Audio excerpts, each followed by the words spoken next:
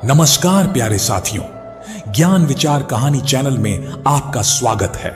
प्यारे साथियों, आज मैं आपको ले चलने वाला हूं एक ऐसे गांव की ओर जहां समय जैसे ठहर गया हो, जहां हर झोंका, हर सन्नाटा कोई ना कोई दास्तान कहता हो, किसी भूले बिसरे जीवन की, किसी अनकहे दर्द की या फिर किसी गुप्त रहस्य की।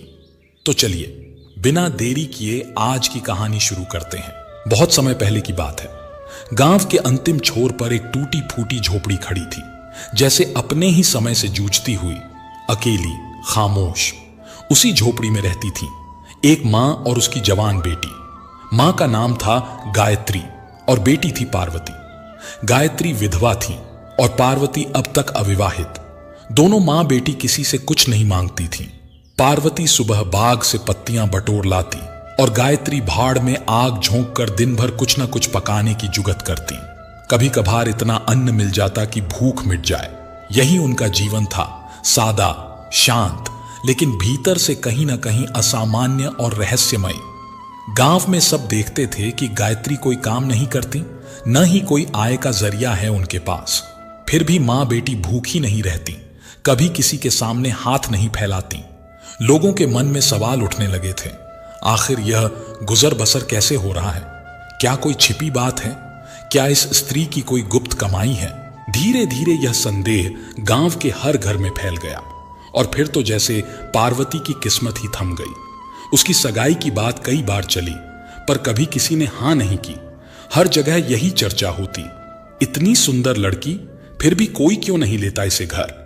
पार्वती सचमुच सुंदर थी, शांत, गंभीर, अपने में सिमटी हुई।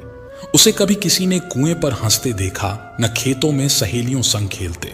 उसकी आंखें हमेशा झुकी रहती, जैसे वो किसी और दुनिया में खोई रहती हो। गायत्री ने इस बदनामी को मिटाने के लिए बेटी को लेकर तीर्थ यात्राएं भी की। उड़ीसा तक गई, पर बात बनी नहीं। गांव का शक और गहरा हो गया।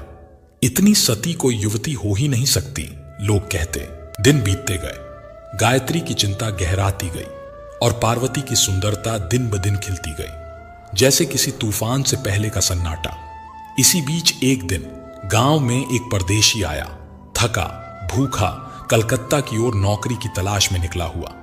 गांव के किसी कहार का घर पूछता हुआ संयोगवश गायत्री की झोपड़ी तक पहुंच गया। गायत्री ने अतिथि को पहचानने या परखने की कोशिश नहीं की। उसके लिए चूल्हा जलाया, गेहूं पिसवाया, बर्तन दिए, खाना पकवाया। फिर बातों का सिलसिला शुरू हुआ और अजीब इत्तेफाक से बात सगाई तक जा पहुंची। युवक ने पार्वती को देखा। उसकी सादगी, उसकी गहराई और उसकी सुंदरता ने जैसे उसे बांध लिया। उसने वहीं सगाई की बात पक्की कर दी। कुछ ही दिनों में अपने घर लौटकर थोड़े बहुत गहने और कपड़े लेकर कुछ बिरादरी के लोगों संग फिर आया और पार्वती से सगाई कर ली। और फिर वही परदेशी गायत्री के घर ही रहने भी लगा। गायत्री अपनी बेटी पार्वती और दामाद संजू को अपनी आंखों से दूर नहीं कर सकती थी। जब संजू ने सगाई के बाद झोपड़ी में ही रहने का निश्चय किया, तो गायत्री का मन एक अजीब संतोष से भर गया था। पर यह सुख ज्यादा दिनों तक टिक नहीं सका। सिर्फ कुछ ही दिनों में 10 या शायद 5 गांव की तरह तरह की बातें संजू के कानों तक पहुंचने लगी। सिर्फ बिरादरी के लोग ही नहीं, अन्य जाति के लोग भी उसके मन में संदेह के बीज बोने लगे। कोई कहता यह स्त्री कुछ गुप्त करती है, कोई कहता इनकी कमाई का कोई स्रोत नहीं है, फिर भी चैन से रहते हैं। संजू इन बातों को सुनकर पछताने लगा, मैं कहां आकर फंस गया। पर जैसे ही पार्वती की ओर देखता, उसका मन कांप उठता। उसे छोड़ने का ख्याल भी असह्य था। 1 महीने बाद संजू अपनी बहन के गहने लौटाने अपने गांव गया। जब भोजन का समय आया तो उसके बहनोई ने उसके साथ बैठकर खाना खाने से इनकार कर दिया। संजू को आश्चर्य हुआ।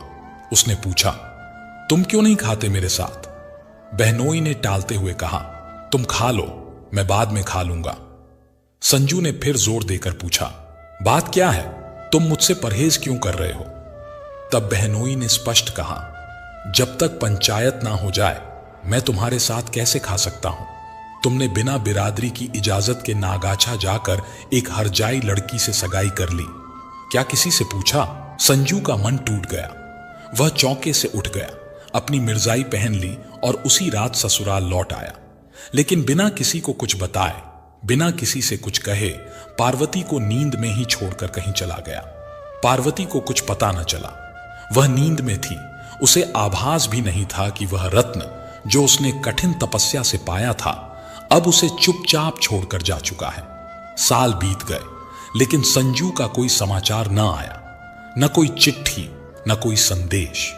पर पार्वती दुख में भी प्रसन्न दिखती थी।